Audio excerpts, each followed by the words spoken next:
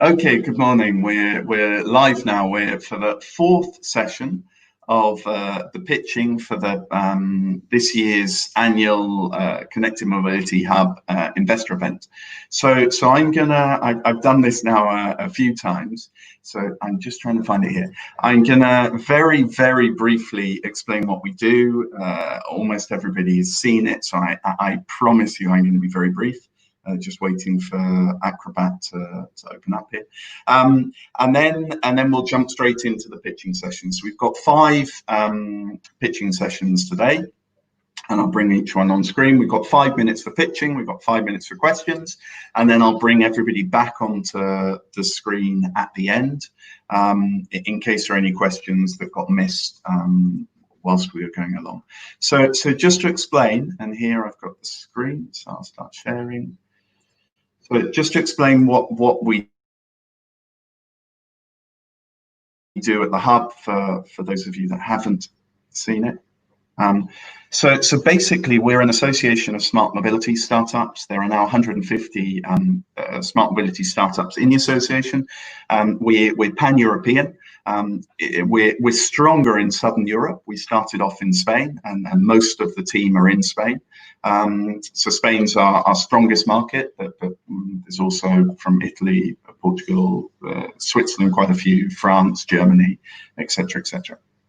So we've been doing this now for about 5 years, and we base ourselves on 4 basic columns. So the first thing is visibility. So we try to give visibility to the startups within the association, and we do that by participating in industry events, often running their sort of startup section to a sort of more traditional event, or organizing workshops or pitching sessions or investor events like this one. Just generally trying to give visibility to the startups that are within the association. Then the next part is communities. So we have sort of 3 communities, you could say. On the one side, we have the startups themselves. Within the association, there's a large amount of networking and try to assist in finding synergies between the different startups. Then we have a community of corporates, which we'll go into more detail with the open innovation side, but there's a community of corporates and there's a community of investors. And then we try to put everybody together in the most efficient manner and most productive manner possible. And then open innovation, well, specific to open innovation, we help launch open innovation pilots. There's 75 pilots that we've been involved in to date, and they're basically because we have we know what services the 150 startups offer, and sometimes not just their service, but what that service could be slightly modified towards. We're able to help corporates in finding solutions to the specific problems that they're facing and that they want to resolve through open innovation pilots. And then investment, well, our main annual event is this one. This is the first time it's been online, but we've been doing an annual event for the last 3 years. We've actually recently started doing 2, so there's one that happens normally in November. I think this year it's going to happen as part of the Smart Mobility Congress in Barcelona, if there's a smart mobility physical Smart Mobility Congress in Barcelona in November. If not, I guess it'll be part of the online sessions.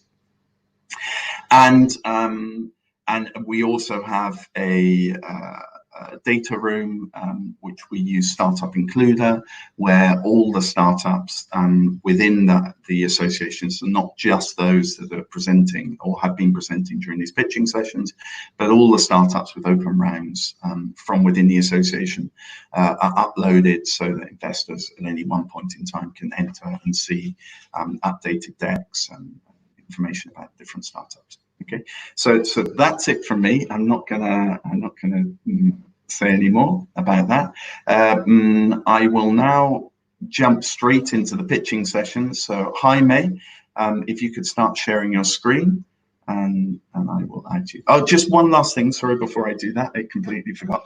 We've done 3 sessions to date. So we did logistics and connected autonomous tech, we did shared mobility, we did electric mobility, and now we're just about to do smart cities and sustainable mobility. You can see all of the, and I'll put the links up in a minute. You can see all of the previous sessions on YouTube, on the Connected Mobility Hub YouTube channel. You can also see it on my personal one if you look up Tom Horsey, if you can't find the other one. And the last part of the investor event, and for us it's quite an important part, is to put together investors and corporates so that they can talk over the opportunities, the investment opportunities that are in front of them. We're going to be doing that on the 3rd of September. So there's a break for August, in which we hope that the different investors will be talking to the startups and getting more of a feel for their projects. And then the idea is that on the 3rd of September, we do a 2-hour investor-to-investor networking session using Remo. If you don't know Remo, you'll love it. We'll obviously be sending the details a week or so before we launch. And then in the afternoon, we'll be organizing one-to-one networking, one-to-one meetings with the startups and the investors that have shown an interest in talking to them. So the idea is that now everybody gets a feel for what the startups are doing with the pitching sessions.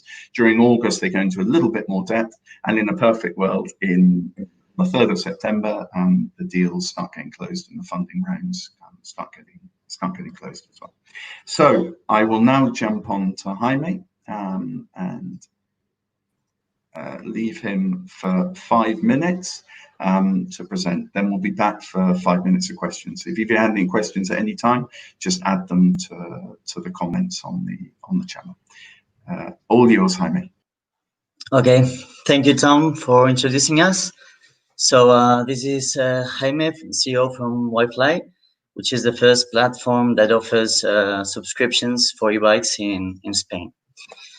Why was Wi-Fly born in the first place? Well, basically, there's on the one hand, there's an obvious growing trend where people are growing more aware of climate change and their environment, and they're moving to more sustainable ways of transport. Okay, so you can see in this graphic the trend of e-bike sales, for instance. And on the other hand, when someone tries to change their commute habits right now, he faces one of 2 choices. Either he has pricey alternatives that do not offer like a very good experience in case you're using intensively the service, like daily.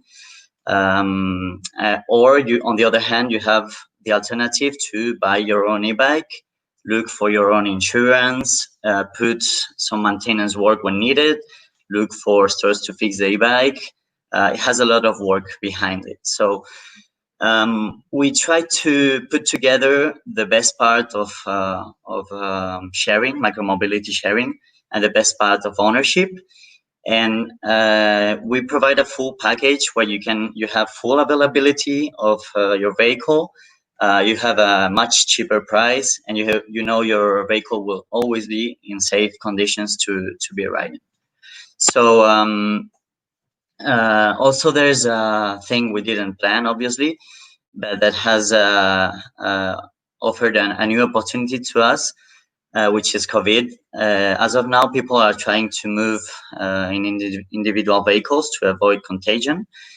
And we do not only provide individual vehicles, but we also provide the flexibility for the users to give up whenever they want. In case they after 2 months there's a vaccine for COVID, they can give up if they want. And we also offer a very cheap alternative that can compete with metro prices. So all in all, this has awakened a lot of interest internationally. We have seen 2 to 3 companies born in the last months. In Germany, we have Dance, which is from the previous founders of SoundCloud. We have Van Move, which is an e-bike brand that launched a subscription. We have Move, which is a renting brand in France, Veligo, which is offering subscriptions in France as well. And they are now all competing with a former established operator, which is FabFiats. We have also seen this interest in Wi-Fi. In the last months, we launched our projects to the public, and we have been approached by manufacturers, businesses, investors, by the press. So we're seeing a lot of interest.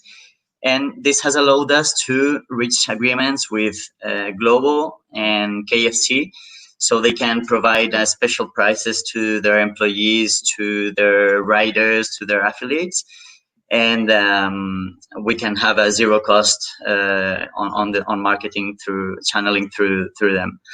We're also in ongoing conversations with Vodafone and Deliveroo and with manufacturers that would allow us to scale the business much faster. So basically, what point are we now? We are at the point where we have developed our full technology. We have tested it with the first bunch of users. We have now 8 active users, which are operating perfectly normally. Everything's working fine, and we are now looking to get our first 200 users. Okay, so the market size is more than enough to get these 200 users.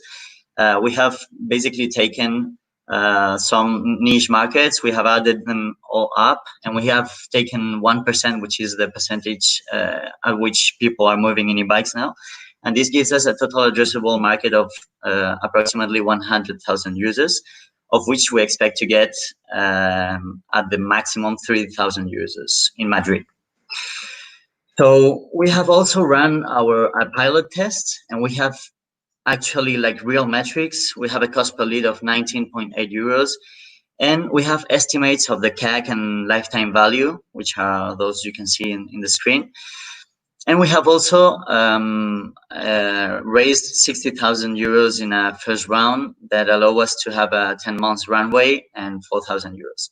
So basically, we are looking for 120,000 euros that will be fully invested in e-bikes, and a small part maybe in marketing, but most of it is going to be invested in e-bikes. So in case it doesn't work, the exit is quite clear. And we have a team that is we are 3 founders who have experience in startups and everything, and we have an inter-volunteer which is helping us. Most interesting, we have a board of advisors, which is where we have a lot of entrepreneurs that have already created and sold their companies, and also people who are working in mobility right now, who have all the experience and knowledge. And that would be basically it. So everyone interested, they can reach us at this number or this email in the last slide of the presentation. Wonderful. Thank you. Thank you very much, Jaime. So we can jump to questions if there are any from the audience. I was trying to put the links to the previous sessions on all the different platforms, and I got it a little bit wrong. One of them got cut halfway through. So if anybody does have any questions, please post them and we'll ask. What I'd like to go through is, okay, so I saw that your CPL was 20 euros basically, yeah, and your CAC was 92. So yeah, so you've got a conversion rate of approximately 20%. What do you actually count as a lead, and what are you doing to reduce that level? Yeah, so it's not exactly like that, because there's a step in between, which is we're offering free trials for our leads. So this increases a little bit our CAC. Okay, so the CAC includes not only the advertising expenditure, but also the cost of making free trials.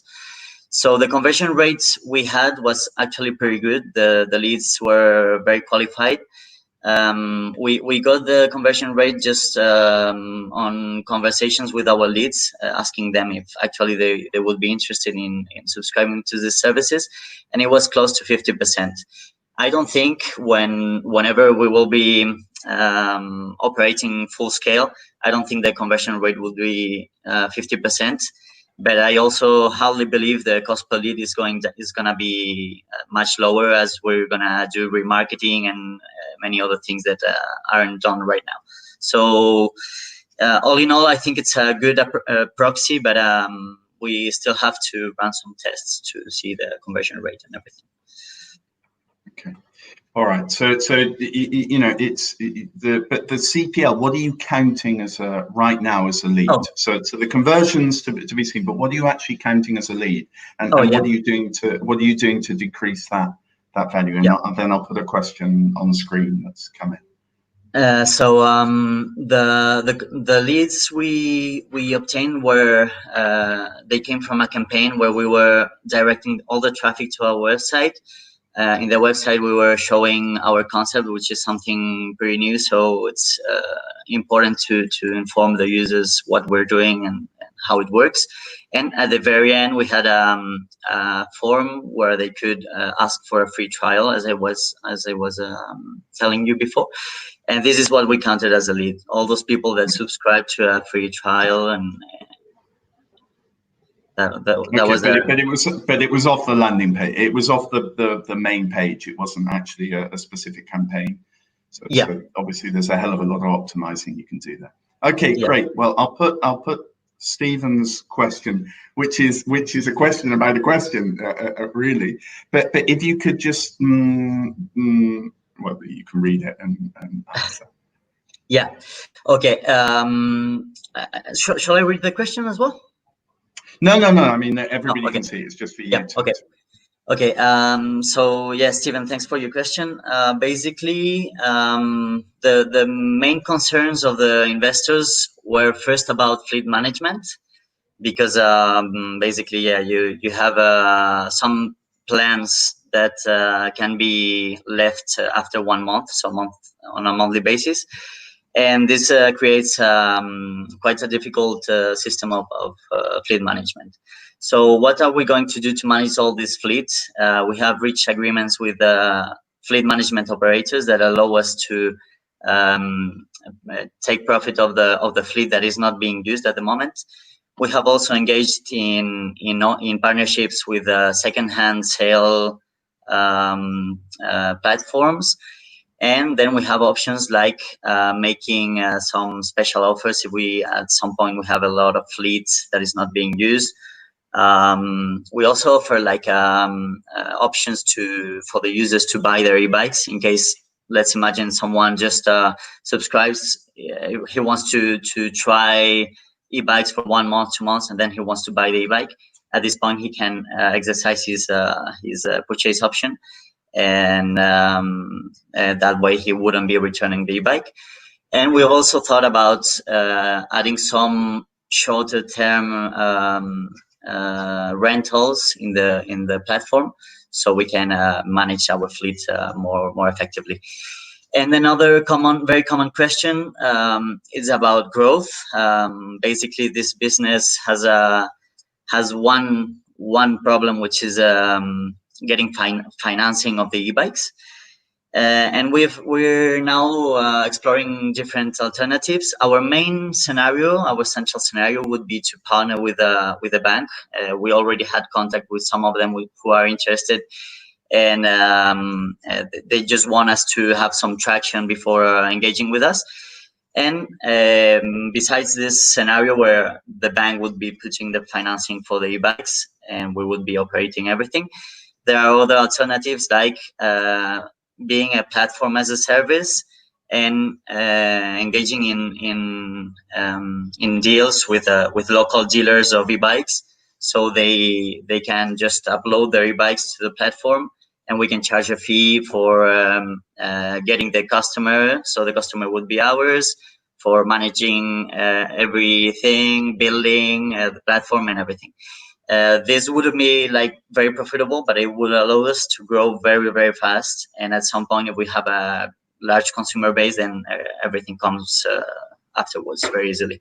Those are the main questions, I would say. Okay. Well, we ran out in the 5 minutes. There was one other question that came in, but it came in on a private chat. I've asked them to add it to LinkedIn so that we can all see it. But we'll bring it. We'll ask it at the end. So thank you very much, Jaime. I'll bring Alex on screen, and we can jump to his pitch. If you just start sharing, you're showing our screen at the moment. It's gone. Alex, if you could just start sharing the screen that you want to share. And then while you're sorting that out, I'll just remind everybody that the online networking and one-to-one meeting part of the event is scheduled for the 3rd of September, and the link is on the Connected Mobility Hub website. If you click on Investor Event, then it will take you to a part of the screen where you can click on Investor Form. Now I will get rid of that, and I will add in this, and I'll disappear off, and I'll be back in 5 minutes. All you. Okay, thank you, Tom. Welcome, moto lovers. My name is Alex Martin. I'm the CEO and one of the 3 founders of MiMotoParking.com. MiMoto Parking is the first parking worldwide exclusive for motorbikes and light mobility. We believe in sustainable mobility and how it can impact positively in our cities. Why is a good moment for our sector? Motorbikes and light mobility are social distancing friendly. It's easier to rent low-cost premises, and our flexibility allows us to adapt to changing economies scenarios. We understand the sustainable mobility as a balance between public transportations, car, motorbikes, bicycles, and scooters. Cars are covered with public cars parking, but what about motorbikes and light mobility? There are not any specific or enough space to park them.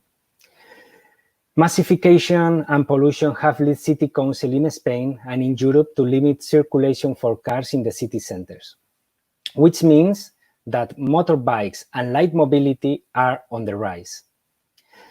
But as a response, city regulations in the main cities are banning sidewalk parking, leading to motorbikes parking becoming a major challenge.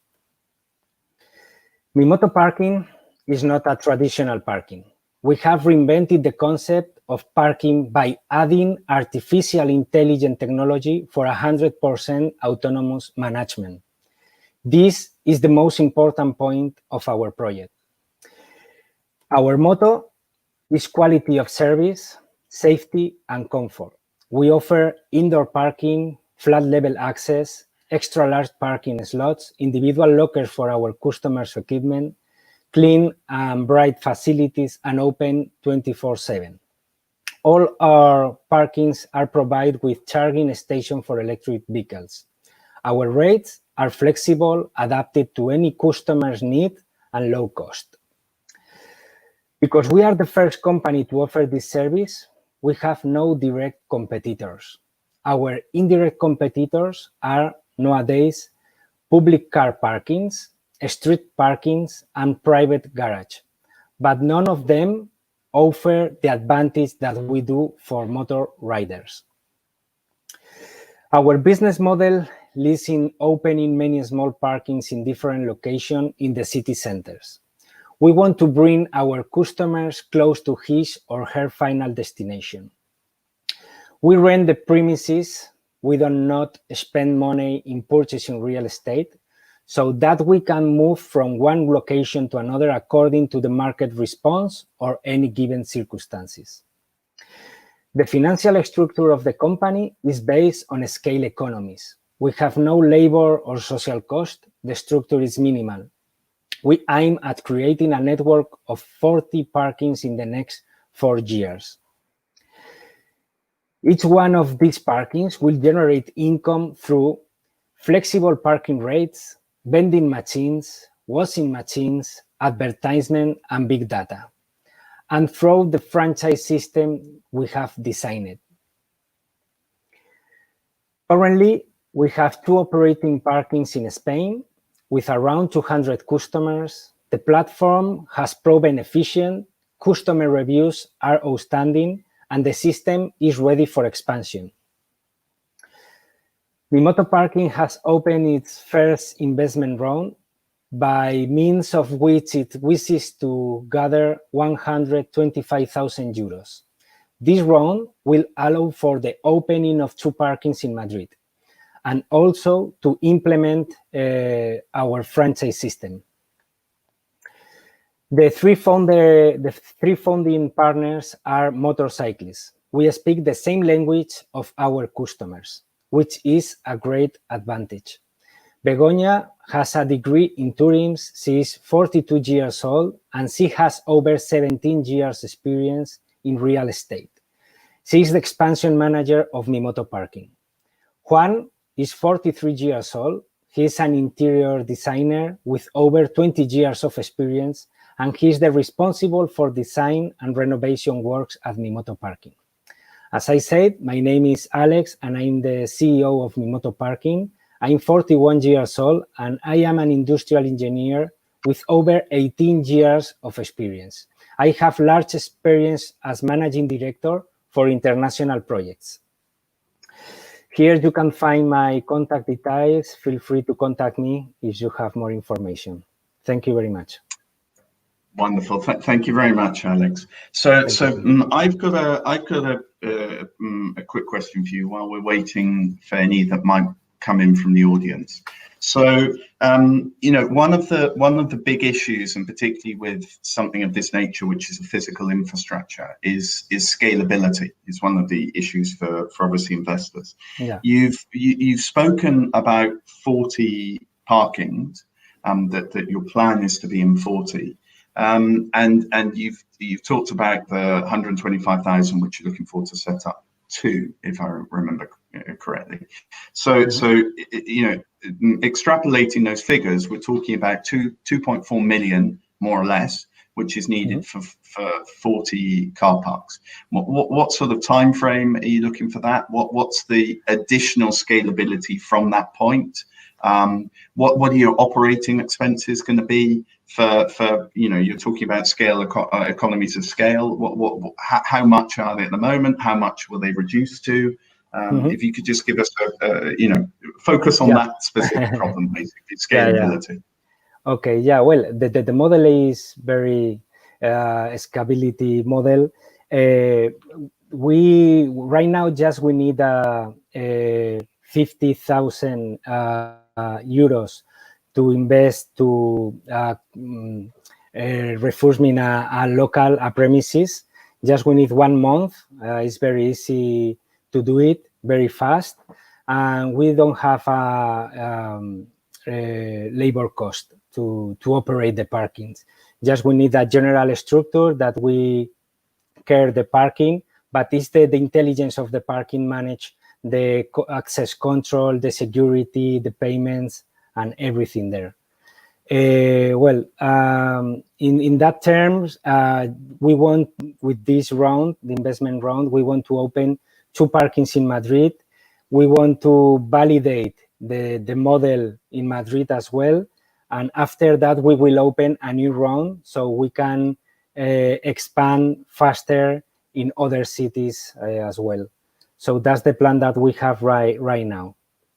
Okay, but just going back to the general scalability issue. So right now, how many parkings do you have operating? Right now we have 2 in Alicante. We want to open 2 more. We will need to increase 1 operation manager to manage 15 parkings. So the general structure is minimal. We have a subcontractor, a collaborator that we have contract to manage the 24 hours incident in the parkings, because the parkings, when they feel something strange, they send us a signal. So for that collaboration with the users, we have a contractor, that manage that part. But for MiMoto Parking, the structure is minimal. We will need increase, as I say, 1 person, each one, if 15 parkings. Okay. So your total team for the 40 40 parkings that you've spoken about would in effect be 6 the 3 that you have at the moment plus three additional stuff. Exactly, Okay. exactly. The general cost, the general cost can keep a constant in the phase of expansion. So that's a very good point for us. In the meantime that we are opening a new parkings, we can keep, almost the constant cost, the general cost. Okay, and then just one other question from a user perspective. So obviously, as you say, there are no competitors, which is often a bit scary because if there are no competitors, it looks like there's no market. But your competing products are probably predominantly parking on the street. So from a user perspective, why would they pay to be using a MiMoto Parking compared to parking on the street? What's the key differentiator there? Is it security? Yeah. Is it? Yeah. The key is that people that can buy an expensive bike is very dangerous to live in the street. Is at night. In Spain, 180 motorbikes are stolen every day. So the people that use right now bigger bikes, they are open to pay to have the bike in a comfort and safety place. That's our point. Also, the city councils are working to implement the payment street parking for motorbike as the cars. So Alicante, Gijón, Madrid is coming, and Barcelona, they will remove from car parking, street parkings for cars, they will remove a space to create a special and specific park lots for motorbikes, but they will be payment parking. They will pay to park there. Yeah, that's obviously a game changer, and I can say from our experience with Mox, for example, as a last mile logistics company, that there have been instances of a motorbike parking outside a house, the rider going inside to drop off food. So literally, we're talking 2, 3, 4, 5 minutes coming out, and the motorbike's not there. It's been picked up, put into a van, and driven off. So there is an issue. Okay, fantastic. Well, thank you very much, Alex. So I'm going to jump on to Eduardo, and he's going to talk us through Idoneo. And I will now disappear off, Eduardo, and it's all yours for the next 5 minutes. Hi, thank you. Well, my name is Eduardo. I'm the co-founder and CEO of Idoneo.com. As you know, society has evolved, and we want to buy everything online, and we no longer want to buy stuff. What we want is to pay for the right to use things. Right? That trend has come to the automotive industry, and it's called car leasing. In Idoneo, what we do is we sell car leasing contract 100% online. And we do it using a business model that we all know very well because we use it daily to buy food, to book holiday, restaurant, flights. That's it. A web where I can find all the car leasing options in Spain, compare them, and book them through the web. That web exists and it's called Idoneo.com. We are operating in a big market growing and with the room to grow. In Europe, there is 15 million new cars sold that go to the market, and 60% of those goes to the market using one of the lease option that they are there. But if you go to Spain, that figure drops dramatically. We are talking that only 20% of the cars in Spain are sold on lease, and that's if we include the car rental company, because if we talk just about consuming, it's just 8% of the consumer buy the car on lease. But that's changing, and Spain will catch up with Europe. And actually, the last 4 years, car leasing in Spain grew by a multiple of 5. The reason is because the perfect storm is brewing for car leasing in Spain. People don't know what car to buy. because if you buy a diesel, now they are banned from the main cities, and probably will be banned from the rest of the small ones in the short future. Petrol will follow on, so probably in a short period of time, you won't be allowed to use the petrol on the street, right? People love electric cars, want to buy the electric cars, but they are just too expensive. And the depreciation is huge because the technology evolution is fast. So a car bought today will cost nothing tomorrow. And the most important part, most of the people in Spain live in flats and park the car on the street, so they just can't recharge the car, right? So our solution to that situation is don't buy a car, just rent it for 3 years and change the car every 3 years, choosing the best technology for the moment. What makes us different from the rest is technology. Today, in Idonio, you can hire a car on lease in just 5 minutes using only your smartphone. You need to understand that to do the same right now in Spain, you need to go to a dealer or to a bank with your payroll, with your tax certificate, with your ID, give it all them, fill up all the bureaucracy and wait for days or even weeks for the bank to do a credit scoring on you and approve or deny the operation. And if you are approved, then you need to come back to read, fill, and sign the contract. We believe that's something from the past. We really think, and we are changing the market, and we think that the hiring a car on lease has to be something as easy as booking a holiday, something that you do from the comfort of your sofa, and you get the car delivered to your doorstep. We started operation last year, second quarter. So in the first 9 months of operation, we sold 350 car leads online. That's the average of new car sold by a dealer in Europe, and we achieved it in just 9 months, right? The target for this year, including the impact of the COVID, and yes, we've been heavily impacted by the COVID, is doing 600 contracts this year and go for 2,000 next year, right? We almost had to stop operation in Spain because the lockdown, all the dealers were closed and we were not allowed to deliver the cars, but now we are coming back and we are seeing a strong increase on the demand of leasing.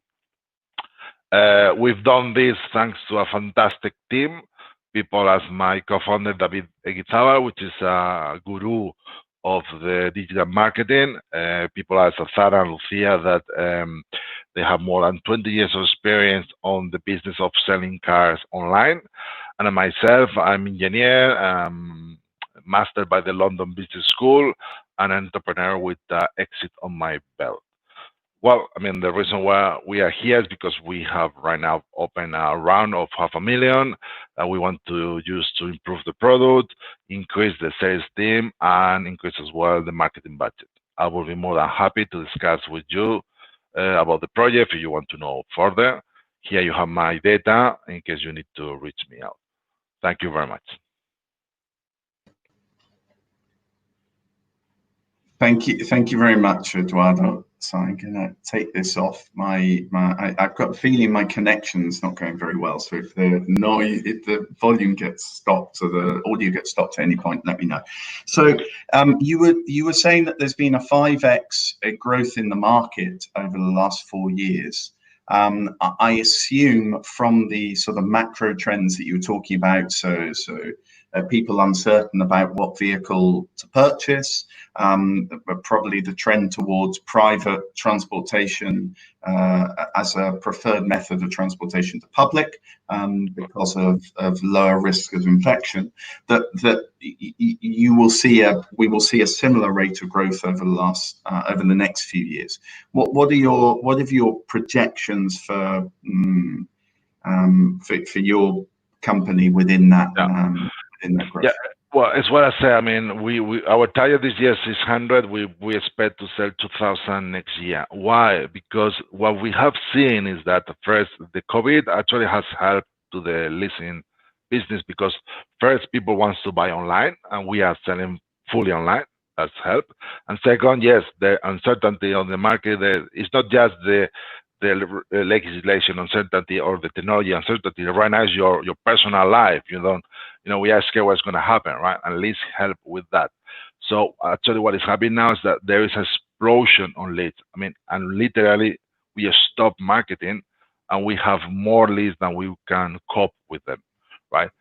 Unfortunately, the conversion rate has dropped. So there's a lot of people with interest, but still they are not in the position to buy the car, right? So our forecast, our expectation is that the interest is going to stay there, the leads are going to be high, but the conversion rate will grow as people start investing again, right? Okay, but that brings me to a very interesting point, and I know that I've had a discussion with you in the past about subscriptions, about renting a car on a subscription basis, as BP do, rather than passing to a long-term lease. I would imagine that conversion rate that you say is dropping off is related to the leasing idea. So taking on a long-term lease in a situation of financial instability is probably concerning to users. However, by in effect renting a car on a monthly basis as a subscription, I would imagine is of more interest in those circumstances. Yeah. This was a model that you were going to launch. It sounds you haven't mentioned it to date, so I don't know if it's something that you've put on ice, or if it's something that you're still intending to launch, because it does seem to me that it would fit the current market climate. Yeah, we had the same thought that you expressed, and the reality is, because right now we have subscription in our web, right? Many of our suppliers, they have created subscription plans due to the COVID. So because we all expected that people will be afraid of committing to a long-term contract, reality is that there is not demand for them. Actually, we are not selling them, even if we have them. Because at the end of the day, the cost of a subscription, let's say, committing to a monthly base, is too high for the market. So people prefer to commit to a longer term. And actually, I mean, we have the normal contract is 3 years. We have 2 years, and we had in the past 12 months, but the reality, we didn't sell them. We didn't sell them because people, right now, people is more, let's say, in the evolution is using leasing as an alternative to buy the car, right? So the market for people that need the car 3, 4, 6 months is much more reduced than the other one. So we have it there. It's in our portfolio. Our vision is that we'll work with the market. So the product, we have it, then we'll just wait for the market to be in a position to start buying the product, right? Because as a vision, we're in Idonia, we sell any kind of I mean, for us, it's transforming the product car in a service. So right now, what the market is buying is 3 years. Okay, that's what we deliver. Next year is 2 years. We will. In 2 years' time is months. Then we will. So everyone will go to Idonia and find then the length they need. Absolutely fantastic. And then just one other question I had, there's none that come in from the audience yet. Everything you were talking about was Spain. I'm just wondering what your plans are, or if there are any plans for international expansion. Yeah. We actually were launching in Portugal, but just in the month of the lockdown, so that has been delayed. Now we are targeted to open in end of this year, and we want to go to a major country next year, right? We have in mind 2 options. We haven't yet decided. One is UK, the other one is France. Very different market, very different situations, but there are 2 markets we know well, right? So the good thing is that because we are quite based on technology, I mean, we already have the technology. So regarding scalability, we are in a position to scale fast. And to open up a country is not a big investment for us right now, right? Because we need to invest on marketing, we need to invest on sales team, but somehow that's a variable cost for us, which is just Well, right. no, and I would imagine that the providers of the leases in many situations are actually the same. No, Yeah. Actually, we are planning to go to Portugal because one of our providers is really helping out with that. They want us to start there, so they're making things easy for us. So that's as well the idea for the rest of the countries. But yeah, definitely we come to the same point. I mean, the marketing actually is exploding in Spain, whether in other countries a much more mature market where you need to compete with the established companies that have been working there for years. So. Okay, cool. Well, thank you very much, Eduardo. If anybody has any additional questions, please feel free to ask them, and we'll bring them on at the end. If not, for the moment, I will jump to Bilal. So thank you very much. And here we go, Bilal. If you just start sharing the presentation on your, there we go. Yeah. And I will leave you for the next 5 minutes. It's all yours. Okay. Thank you very much. This is Bilal Khan. I am the VP of Marketing and Business Development for Kido Dynamics. At the core, Kido Dynamics is a big data analytics organization focused when we specialize in mobility. Essentially, what we do is we make it easier for people to understand how people are moving, when they're moving, and where they're moving to. And the broader idea is that we want to democratize big data and its use in the mobility sphere. So, to begin with, I think there are two very beautiful quotes that we find really interesting. And the first is about, we think that the major innovation or the inventions in transportation is probably not going to be about what people are creating, but really about the choices that people have for moving. And I think it's no surprise when we say that smartphone is probably one of the most fundamental technologies right now being used for transportation in the 21st century. And this is essentially the focus of our innovation or the work that we do. So we essentially use mobile data to run mobility analytics in different countries. Now, looks very easy, but mobile data, in fact, is very complex. And what we have seen is that, just to prepare this data, a lot of companies, about 80% of the time that they spend is really to clean this data and just trying to get it in shape or in some sort of a shape where they can ultimately create something of value or something which they can understand. Now, quite clearly, this is a very big cost for the companies because normally the people who you hire to do this, it's about $104,000 per year. And our goal or our job or the problem that we are solving is that we are basically increasing the portion of the orange time in this picture. So we want you to spend 80% of the time making those valuable decisions, which is going to make the lives of the people easier. What we do and how we do this is that we sign big data analytics agreements with telecom organizations across the world. We place our solutions behind the firewalls of the telecom organizations. You can see it from this picture over here. So we practically reside within the environment of the telecom, and we take the data directly from the source. And once we kind of take the data directly from the source, which is anonymized, of course, we run our analytics, we put it in the private cloud, and then the anonymized and the aggregated data is made available for our customers to view or whatever the agreement that we have with them.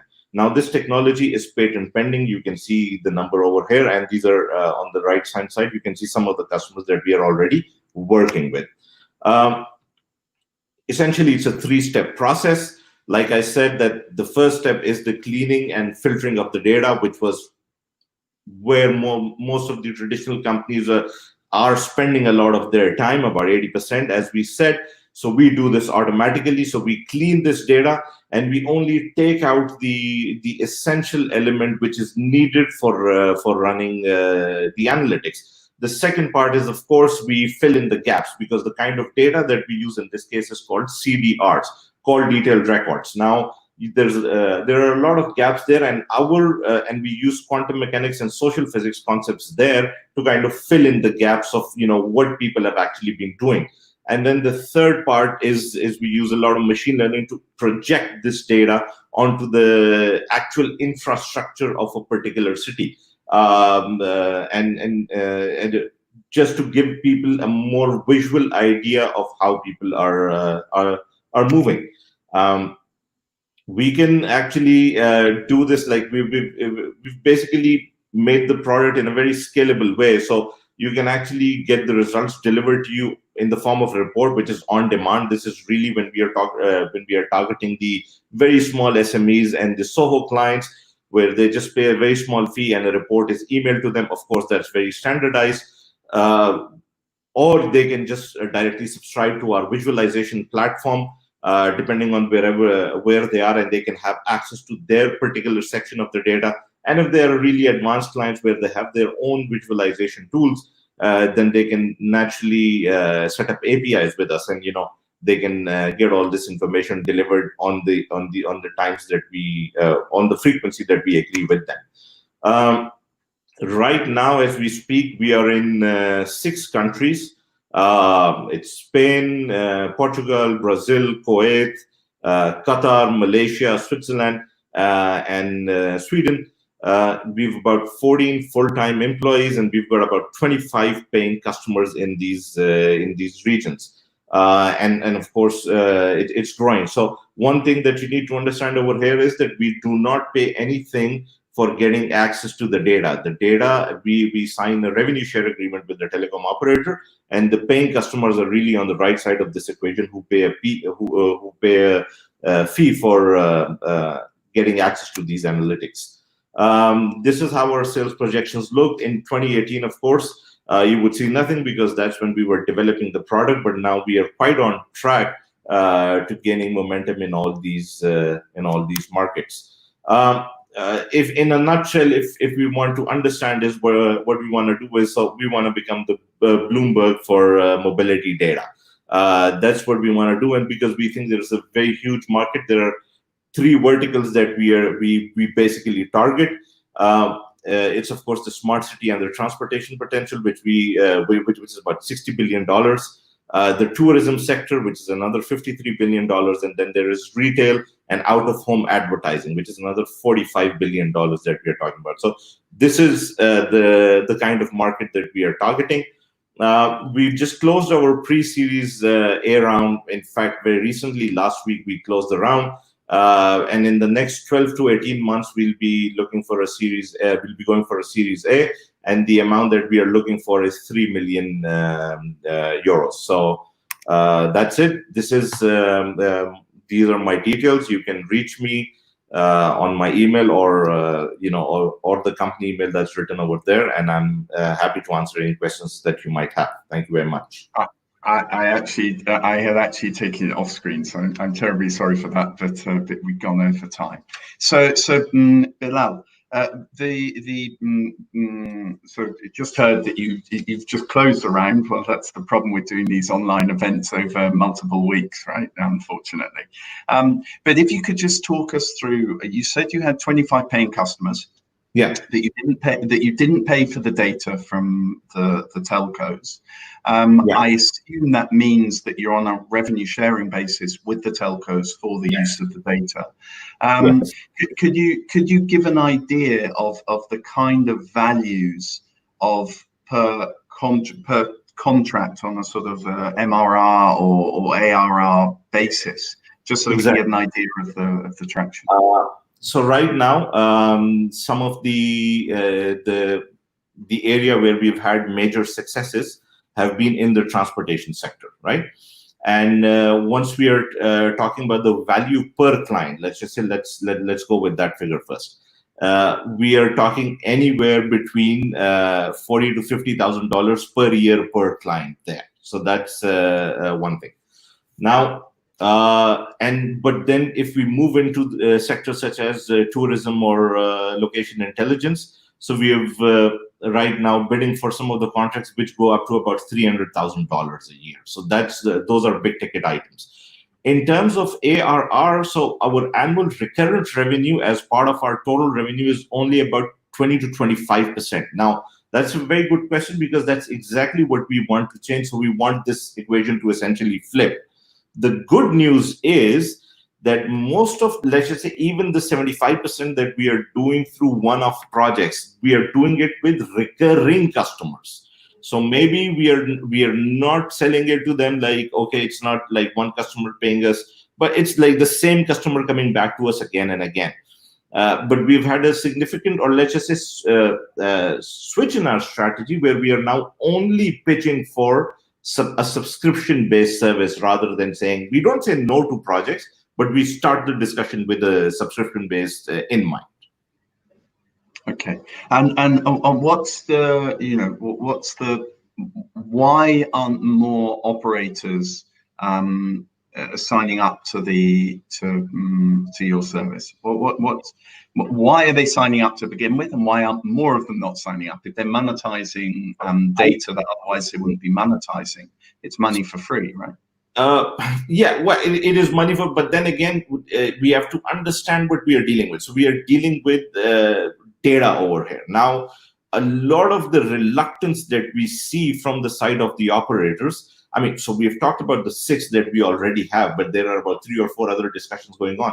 It's mostly we need to get past the initial barrier of, okay, this is a secure way of running analytics where we will not be breaching any, let's just say, any data protection laws. So I think that is one area where we see why, let's just say, the pace is sort of slow. The other reason, because some of the operators want to get into this themselves rather than getting a third party to do it for them. So I think those are 2 of the biggest reasons why, let's just say, operators are reluctant at first. But what we have seen is that over the past 1 year, we have almost signed 3 contracts within the same year. I mean, in the first year, we didn't do as much. So we see that is changing fast. And yes, you're right. The business model is quite compelling, where we are doing essentially most of the work, and it's a revenue share for them. And now we see that operators are warming up to the idea, and we are having those discussions in different regions. And I would imagine, I'm just guessing, but I would imagine that a number of the clients that you actually have on board, the paying customers, actually come through the operators in the first place. Is so actually, we cover that in our contract. So it's a 2-way sort of a sales process. We, when it comes to the location intelligence and marketing, or the OOH industries, normally the operators have a better grip of the market than us, because physically we are not there. I mean, we are expanding, of course. But in a lot of countries, we are not there. But when it comes to sectors like transportation or in-building analytics, that is where we sort of take the lead. And our contract covers that. Like, okay, we can also sell, the operator can also sell, and our revenue share is, of course, different in terms of who brings the client, basically, right? So we do that. But on transportation, we are mostly bringing the clients. On the location intelligence side or marketing side, the operators are the ones who are bringing most of the clients. Okay, fantastic. All right, well, I don't have any additional questions for the moment, so I'll let you go. Bring Boyd on. If anybody else has any questions they'd like to comment, please feel free to upload it to whatever platform you're on, and we'll take them at the end. Let me see, I get rid of you here, and I bring Boyd on here, and I add that. And Boyd, I'll disappear off and I'll leave you for the next 5 minutes. You're muted. You're muted, Boyd, sorry. Yeah, there you go, perfect. And now I'll leave you for the next 5 minutes. Now it's all yours. Hello, everyone. Thanks for participating in this event. Iomob stands for the Internet of Mobility, and we're enabling a mobility marketplace in any app. The problems we're tackling that everyone on this call certainly is well aware of is sort of the growing complexity and fragmentation of the mobility marketplace, which is disrupting transportation and mobility as we know it, but also creating significant opportunity for entrenched legacy operators, new entrants, and established companies looking to enter into the mobility space. What we do from a tech perspective is we've built our own proprietary intermodal routing algorithms, which become a very fundamental feature and a USP for Iomob.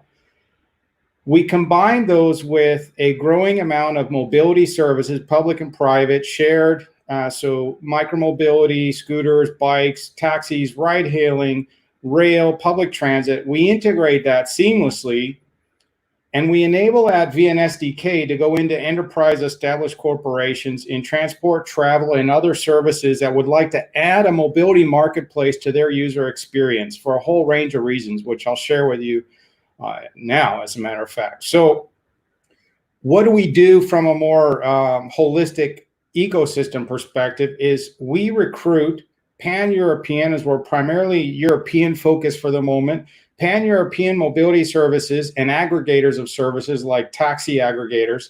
We integrate them into our platform. We have built our own API so we can quickly consume those APIs of those providers. We have our own proprietary journey planner, which combines the routing. We deliver that via an SDK, and we deliver it to the clients that I've mentioned, which include rail, public transit, and several others I can't go into yet in this more public forum, but any investors on who'd like to know where we're at with traction with other clients, I can share that with you in private. How do we go to market is specifically recruiting these tier one, very large demand driving clients like a rail operator. Our first client was Renfe, for example. One of our next clients is LNER in the UK, London Northeast Railway. These are very big demand driving clients. An example, Renfe generates something like 500 million passenger journeys a year across their whole network, high-speed rail, intercity rail, and suburban rail. That big demand drives interest from mobility services who want access to Renfe's customers.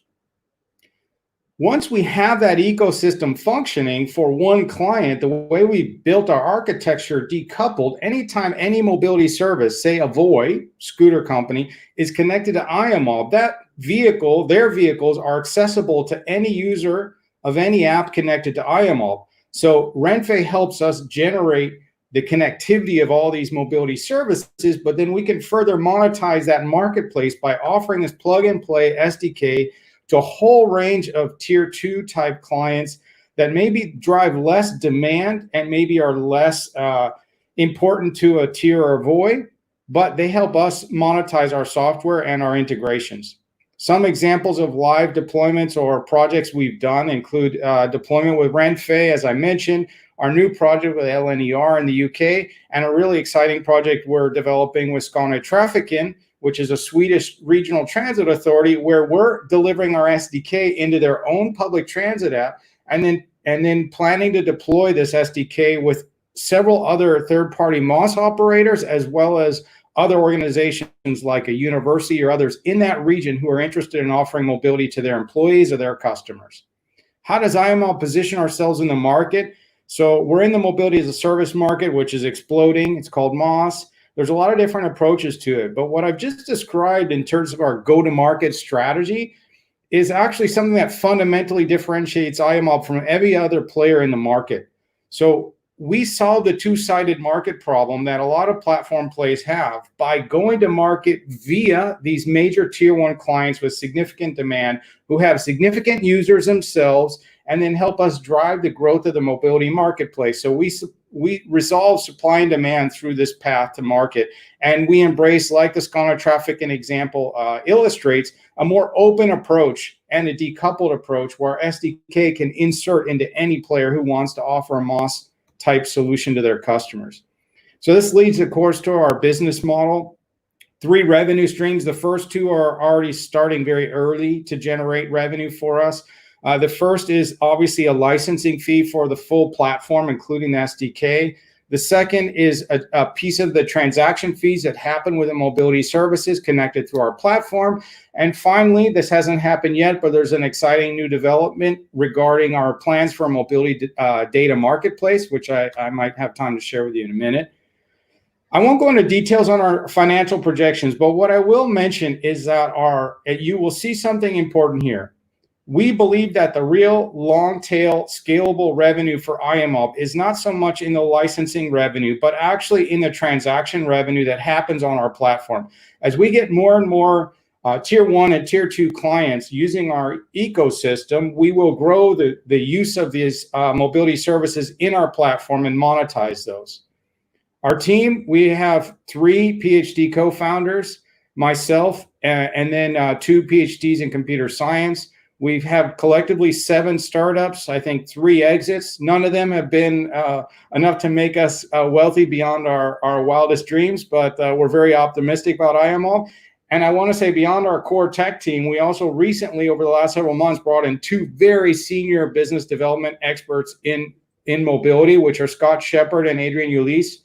Adrian was at Moss Global, which is the WIM solution, the #1 B2C consumer brand in Moss today. Speaking of the size of the Moss market and where we're going, so you have, of course, a total transportation market. There's a rough estimate by 2030, $94 billion will be spent on Moss platforms. So over the next 10 years, and Iomob's goal is to have 10% of those transactions happen across our ecosystem. That doesn't mean that we ourselves will generate $9 billion in 2030, but $9 billion will be transacted over our network, of which we're targeting around 5% or around 500 million euros in revenue by 2030. Our investors to date, so like the last team, we are closing our late seed round next month, but we've already started dialogue around a Series A, which we're targeting for Q1 2021. We actually already have a soft commit for $2.5 million for the Series A. And so the purpose of this conversation is about opening dialogue with other investors who might want to join us on the Series A. Thank you. Thank you very much, Boyd. Sorry, I was trying not to interrupt.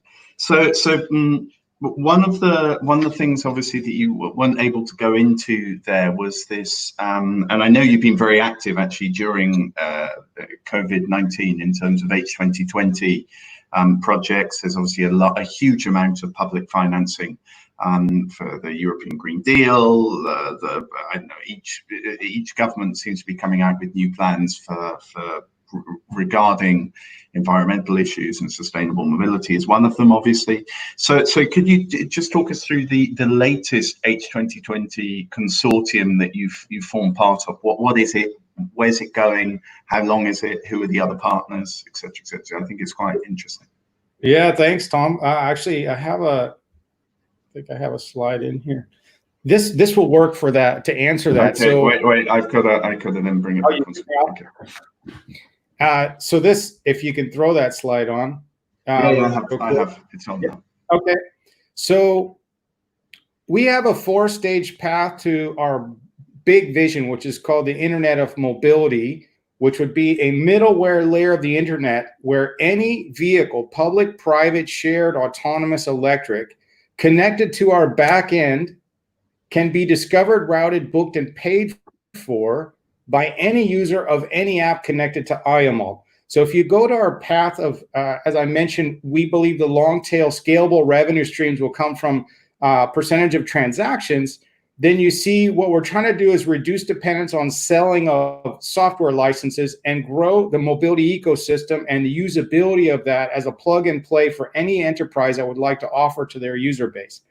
So to get to that ultimate vision, a fundamental building block is opening our APIs and creating a seamless way for all these startups and established organizations who are entering the mobility marketplace to easily connect to this mobility marketplace. We've had this vision for, since we started 3 years ago, initially in our garage, and we just got an accelerant. And that is last week, we were informed that a consortium that are the primary tech provider for Horizon 2020 funding with SEAT, with ATM, the Transit Authority of Barcelona, Factual Consulting out of Barcelona as well, and several other players. We will be building a mobility data marketplace. We call it the Wikipedia Mobility Data, leveraging Galileo, EU's satellite network, to support the initiative of EU to increase their digital sovereignty. So they want to reduce our dependence in all ecosystems, including mobility, on GPS technology from US tech companies. So our project is for Iomob to actually do phase 2 and phase 3, start to build that community around an alternative open API and data reporting structure that we can use to integrate mobility services and then to share selected data with different private operators as well as the public transit authorities. Okay, fantastic. And then just one other thing that you sort of mentioned, but I don't think was clear, is that because you have the white label strategy, one of the things that's very interesting is that there is the possibility for a train operator, a public transport authority, whatever it be, that already has an application in the market, in effect to white label an Iomob version, update their application, and all of their user base with that application installed would automatically and immediately have the Iomob application installed. I'm not sure if anybody's actually done this, to any of your customers have actually done this to date, but I know it exists as an opportunity. Could you sort of talk us through that maybe? Yeah, in fact, our first project with Renfe was a full white label, full stack with a new app built by Iomob. And in the process of doing that, we discovered that the market, what they really need is an SDK from Iomob that can insert into their existing app. Now, no offense to anyone from Renfe on this call, but most people know that Renfe's UX and app and web experience isn't very good or hasn't been. So Renfe did want to create a new white label version of a standalone app, but in most cases, most of our clients actually want to do exactly what you said. They have invested a lot of money in their own app. They have hundreds of thousands or millions of users of that app, which helps us solve that two-sided market problem I mentioned earlier, because we don't have to go out with our clients to recruit and do new acquisition of customers. They're already customers. What we allow a rail operator like LNER to do is to create a truly seamless door-to-door mobility experience, factoring in their own rail, but solving the first and last mile for their customers, and even doing things like bundling them together in a single purchase for an entire door-to-door journey. So absolutely, that's a big advantage that we offer, and as part of our differentiator, instead of trying to be B2C and offering our own app to end users, what we do is primarily focus on this more scalable SDK that's really almost plug and play for existing legacy operators. There are clients like a corporation who wants to use MOS to manage their own employee mobility, who don't necessarily even have an existing app, in which case they might need to use a white label version of the full app. Okay, fantastic. Sorry, I had something in my throat. Great. Well, what I'll do, that's the end of my alarm just went off, so that's the end of our questions. I haven't seen any come in. I'll just bring everybody on screen. There was one question for Jaime that was sent privately. Sorry, I've got something in my throat. So Jaime, this actually came from Eduardo, funny enough. But he was asking how you dealt with weather seasonality, and if you see, how do you deal with summer rents that disappear in winter? Yeah. Okay. So basically, this is part of the problem we were talking about before, the fleet management. So we have all the options I presented before. And basically what we're going to do is our target user is not someone who is not a seasonal user, let's say. We have 3 different plans. We have gold plans where people can unsubscribe every month. But then we have 1-year commitment and also 3-year commitments in the plans. So once we get a bike that is already used, we can either offer it at a discount to those who want to make long-term rentals, or we can also use this fleet for, we can pass it to the fleet manager, who they target B2B. So what they do is they use e-bikes that are not being used at the moment, and to take some profit out of it, they target let's say couriers or people who need, businesses who need the bikes, so they can pay us a fee for the excess fleet we have. And basically, it's a difficult system, but combining all of those, it's a little bit how we deal with seasonality. We know that the gold plan may have seasonality, not only for winter, autumn and everything, but also we know that some people may want to try for 1 month, 2 months. It's going to be part of the business. It's contemplated. Okay, fantastic.